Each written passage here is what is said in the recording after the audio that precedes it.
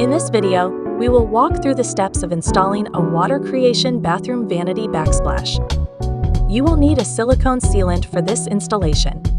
Before we get started, please make sure the wall is clean and the gap between your vanity countertop and wall is already sealed.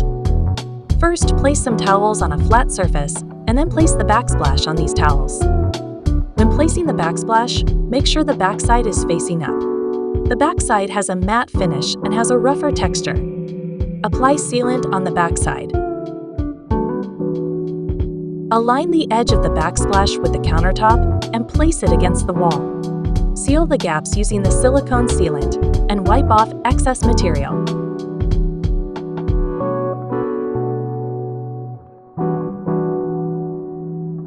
Wait 24 hours for it to completely dry and enjoy your brand new Water Creation bathroom vanity backsplash.